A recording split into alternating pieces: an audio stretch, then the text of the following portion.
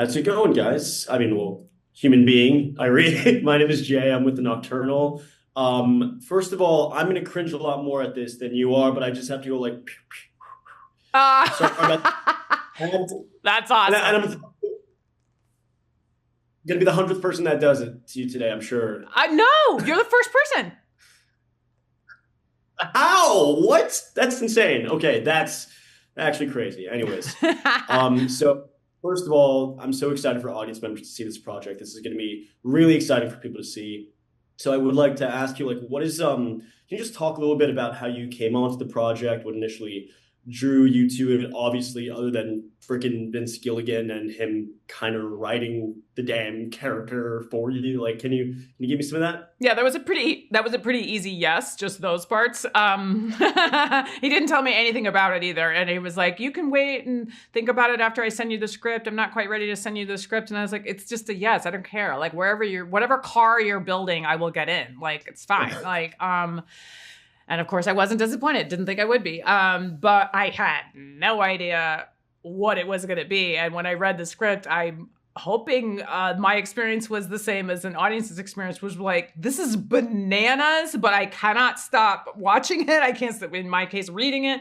I was like, what is going on? Yeah. And these giant questions while taking all these tropes of like horror movies and sci-fi things and turning them on their head every time you think like, oh, it's a zombie apocalyptic thing. It's like, no, it's not. It's this. And then, no, it's not. It's that.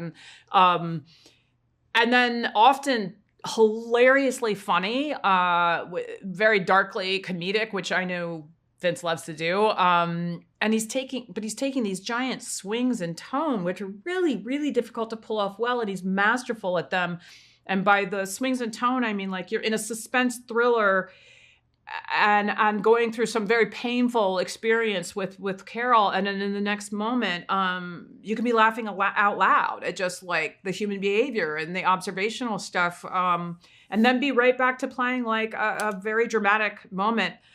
And not only is that joyful because of the challenge for me as an actor to play, I think his audiences appreciate that he assumes the intelligence of his audience. Unlike, I think some people think they're supposed to, not everybody, thinks they're supposed to dumb things down for an audience so that everybody gets it. And make sure you have a sad song to tell them when it's a sad moment. And make sure your characters spell out and articulate what they're feeling. And he doesn't do that, which makes it gives me more freedom, and it gives the audience the freedom to go on the ride with me.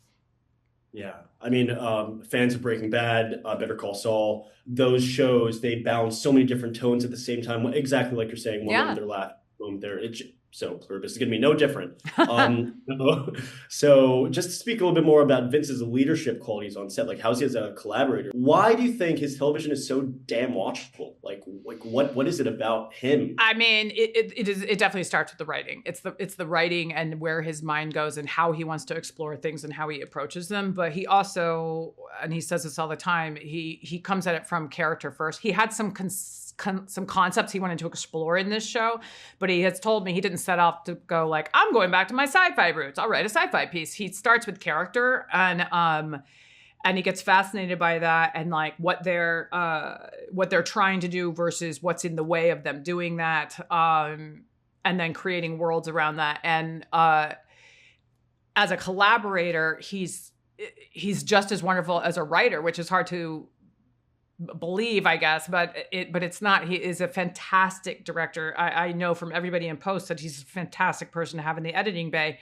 And having worked with him when we started this Pluribus, he mentioned to me, he's like, isn't it crazy we've been working together for 10 years? So I was like, what? No, we haven't. And then I realized, like, yes, over the course of shooting the seasons of Saul. Yeah. Yeah. And so we have a collaboration that is just so wonderful to me, and he's always been this great. We have a little bit more of a shorthand now where like I can tell like what he's trying to modulate, but he's also helped me, and Peter Gould did as well, to build the confidence to say, I have an idea, as long as we're looking for what this slippery tone is in this scene, to go ahead and take a risk and try something and know that Vince is just looking at it as me as him hiring somebody that he was hoping would come to the table with ideas, rather than a lot of times actors feel, and I'm sure you as well in your profession and anybody, like